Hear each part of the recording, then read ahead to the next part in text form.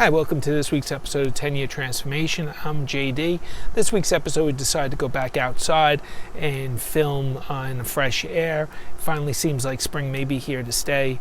You see some of my birds flying around in the background. That's because I have my bird feeder and been getting a tremendous number of birds visiting the feeder the last couple of months. I would assume, we have some migratory species, also some birds that are here year-round, and it's really interesting to see. It's something I really enjoy, as I've mentioned before. So this week's episode is a little bit different than the last couple of weeks. The last couple of weeks we kind of got into nuts and bolts of relationships, and before that financial portion of the 10-year transformation. This week's episode I want to change up a little bit, take it in a little bit different gear. This week I want to discuss creating a compelling future. This is something I wrote about in my Substack. Creating a compelling future is probably the number one thing that will keep you going during your transformation. I know it's something I turn back to myself throughout the process. And it's difficult, to be very, very honest with you, it's difficult because there's going to be things that come up throughout your journey. I know it's come up through my journey where I wasn't entirely sure what I was doing it for. So you have to have a really clear focus on what is driving you to make the changes. Everyone has different reasons they have for wanting to make changes, but actually sticking it out is much more difficult and much more of a challenge than most people will assume. The reason I'm bringing that up is, one of the things that I notice a lot is, I see it a lot in the gym. People show up the beginning of January, first week of the year, they're all gung-ho. They're planning to turn themselves into a fitness model in 1 year, and they expect it to happen in a month. And by February or March, most of the people that joined in January are gone. You have maybe one or two people a year that I notice stick it out actually past that. But for the most part, by February or March, most of the people that joined in January are gone. Why is this? I think a lot of it has to do with human nature. Trying to really make a change in yourself is a very, very difficult process. Change does not come easily. I think it runs counter to human nature, and I'm not sure why. I'm far from a scientist or a psychologist or anything. But for some reason, it seems like quitting is pre-wired into humans. And that's something that really inhibits growth or making any kind of lasting change, because you're constantly in this process where you try something for a little while and then you give up on it. And it makes it much more difficult to get back to it. So the power of routine is something I've written somewhat about, and it's something that's very important in my life. The power of maintaining a routine and really sticking to something really sees you through that. But more than that, it's really having a compelling future in your crosshairs. The people get psyched up. Okay, I'm gonna turn around. I'm gonna lose 50 pounds. I'm gonna become a fitness model. I'm gonna become the greatest dad ever. I'm gonna become a multi-millionaire. All these different aspirational goals, which are fantastic, but a lot of them really, you need goals that have teeth behind them. And by that, really, what I mean by having teeth behind them is they have to be very, very clear. You have to clearly identify these goals in your head so that you can turn back to them as a resource at times when maybe things aren't working out as well as you'd like. And this is something that's happened to me recently. Just haven't really I've been having a difficult time, keeping a compelling future right in the forefront of my mind. Like I said, I've made a lot of progress in different areas of my life, but it does seem like this is something that I continually, fall short with, and I have to really work at keeping a compelling future right like I said, in the forefront of my mind. So, I can only speak to myself. So, what's a compelling future look like? I don't know. If you had asked me at 25, my compelling future looked like a lot different than it looks at 51. But you still need that driving force behind you. Otherwise, what's the point of making any changes? And the reality is, making lasting change is so difficult. If you don't have that compelling future, you will kind of give up. And unfortunately, that's really the probably the biggest thing that I see.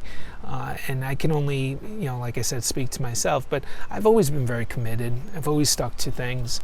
I've always, seen things through difficult situations. And I know it's very difficult for me. So I can imagine what it's like for someone that is really not wired the same way I am. And it's got to be a difficult road to test. So you have to sit down and take an inventory of yourself and figure out, well, what am I doing this all for? Why am I changing my finances? Why am I changing my relationships? Why am I changing my health? What is my end goal in mind? What am I really trying to accomplish through this? Because I'll tell you what, I'll give you a perfect example. I lay down in bed at night. My finances, yeah, they're okay, but they're not where I want to be. My relationships are pretty solid, but they could always be better. My health, I'm working on that, and I'm working toward, improving that every day. But, you're alone at night in bed, and all these thoughts start going through your head, and you start questioning why you're actually doing it. And if you don't have that compelling future to roll back to, you are more likely to, press the snooze button at 5 o'clock when you're supposed to be getting up to go to the gym. You're more likely to have that fatty snack or that unhealthy treat or have an extra drink when you should stop at 1. You're more likely to do all these things if you don't have this guidepost in front of you, which is a compelling future. So getting back to myself, what am I trying to really accomplish by this? How do I see myself? Well, I don't, money's always been a predominant issue in my life, so I want to get to a point where I'm able to eliminate that worry as much as possible. My relationships, I want to make sure that I'm present for my kids, for my wife, that I'm enjoying life, that I'm not living in this perpetual past or this perpetual state of future where I'm not sure, I'm not very present. Well, what would it look like if I continually show up for those relationships? Well, I'm going to have very solid relationships. My kids will be able to use me as a resource and someone they can depend on when things come up in their life. My wife will have me as this terrific partner on our journey. What would my health look like if I'm in top-notch physical shape? Well, I'll be able to play with my God-willing grandchildren one day, and I'll be able to take hikes and swim at the beach and do all these things I would love to do, climb mountains, do all these different things. If I can't, you can't start that the day before you want to do it. You can't turn around and start eating correctly and the day you're diagnosed with an illness and you have to change your diet. These are proactive steps you have to take very early on, and I think that's why having a 10-year journey gives you enough time, as I've said in the past, to course correct. But ultimately, by giving yourself that length of time to work it out, you're able to really make sure that what you're working toward is what you really want. And maybe those things change during the course of a 10-year transformation, but at least you have the basic framework, the map, as I've said before, the map to show you the way that you're going. Maybe the course changes a little bit, but for the most part, you're staying on track. And to me, that's what a compelling future is, and it's critical in your journey. Again, like the whole part of where quitting comes into human nature, I'm not really sure. I'm sure if I was to speak to a sociologist, they would say it has something to do with our DNA to avoid predators or something like that, where we're almost inclined to give up on things. I'm not really sure where it comes from, but I do know it holds a lot of people back, because just look at when you watch on TV and you see someone famous and you're like, oh, I wish I could be like that person. Well, who's that person really represent? They could be lucky or whatever that case is, though I don't really give too much credence to luck. But they could have been in the right place at the right time, or whatever the scenario is. But ultimately, this is someone who didn't quit.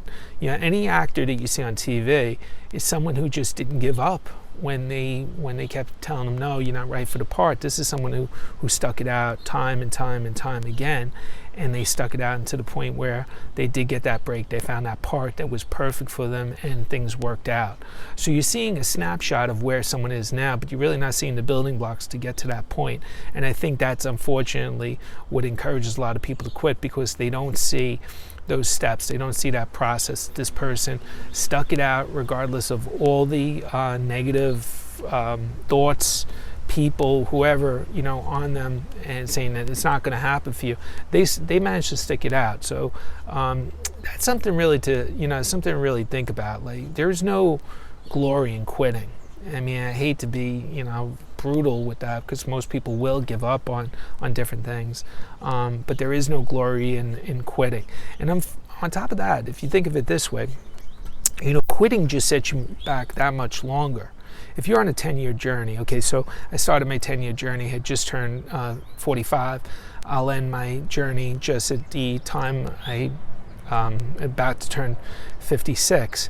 So those 10 years in between, if I waited until 56 to start that journey, okay, I could live to be 100 years old. But if I wait to 56 to start that journey, now I'm looking at 65. So the probability of completing all these different portions of what I'm trying to accomplish, they're not impossible, but they become diminished.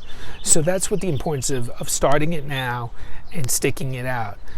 This is not a very, the whole process is not very intense. It's something that you don't have to be on top of yourself every day, beating yourself up.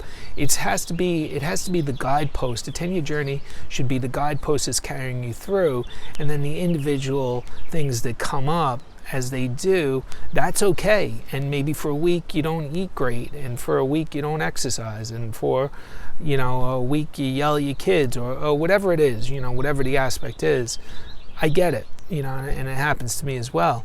But maintaining that compelling future in my mind, and knowing where I'm working toward, what the ideal that I'm working toward, is very important. Not everyone's going to be as wound up and as fired up as a David Goggins. I mean, I watch his videos, and I wish I had that physical aptitude. Not everyone's going to be like that. Not everyone's going to be Elon Musk or Jeff Bezos. Not everyone's going to be that. Most people aren't. These are very, very unique individuals in the world. Very unique. I'm talking for the 99.99999% of us, that everyone else, you want to make the most with what you have and be the best person that you can be. And that's what the 10-year transformation is all really about. I touched on like I said, touched on quitting. Again, reiterate, the damage done by actually quitting, giving up, is far greater than taking a break or having a bad week, or much different. It's two completely different things. Everyone has a bad week. Not everyone quits. I don't quit. I just keep grinding, keep banging out what I want. For example, I've been doing a lot of writing, making these videos, working on a bigger book. I'm not getting terrific progress. Hardly anyone's watching my videos. My writing, some people are reading it. And there's times I'm like, who am I kidding? Why am I even bothered doing this? But I know that, that's not what I want. Like, that's not who I am. So I have to see it through. So in my head, like, I play out, all right, what's this look like if I do this same thing for 10 years? If I write a story and post it to Substack once a week for 10 years, twice a week for 10 years, that's 500 stories at minimum, and maybe as many as 1,000. If I post a video to YouTube every week, even without a lot of people watching them, these early videos, by the time 10 years pass, I'll have 500 videos if I stick to making one a week. Writing, I want to write a book a year. That's my goal for the rest of my life, to write a book a year. I'm 51. I plan on living to be 100. I'm in great shape. That's 50 books. What if I came up short and only wrote 20? What if I came up short and only wrote 10? What if I came up short and wrote one great book? Would that make me any less of, would that be any less of an accomplishment? But I won't know if I don't stick to it and I don't keep trying. So that's why quitting has to be erased as much as you can from your DNA. Do not give up. Do not give up. If you give up, then the answer is always no. It's like the expression, if you don't ask the question, the answer is always no, right? Same thing. Okay, touched on that. creating a clear image. Have that image in your mind. Like, I know I struggle with this sometimes, laying in bed, say, just recounting all the mistakes I've made and what could have went better. Sit, go through it at night and create that image, so when you are laying in bed, you can think, all right, well, I just accomplished X, Y, and Z. I'm working toward my goal. I'm not a finished product, but I'm getting there. So that's it, right at 15 minutes. Like I said, I always try to keep them 15 minutes. Next week, maybe we're going to start delving into the health aspect of the 10-year transformation, which is a big topic. It may take 3 episodes or more to really whittle down to what we have to discuss. This week, I want to mention I'm wearing my Patagonia shirt. You can't see the back of it because I don't think, well, maybe you can. Underneath it says, Save Our Home. Patagonia is a big proponent of the environment, and I support them. I support the company and make great products. So I encourage you to buy Patagonia stuff. This shirt is $35. A portion of it goes towards saving the Chilean Patagonia. So it's a really good cause. Also, as always, for every like, I donate $1 to Territorio de Zigueretas. It's the charity for stray dogs that I support in Costa Rica. I also encourage people, if you want to get started on the health journey, go on, type in your name into the comments. I'll send you a free box of Purple Carrot. I've given out a couple of them. I have a couple more to give out. And really, that's it for now. If you have any questions or comments, please feel free to message me or check out my Substack. It's jamesdebella.substack.com. I have some good stories on there that I think you'd enjoy. Until next week, have a heart of a lion. This is JD, and for 10-year transformation, have a great day, sir.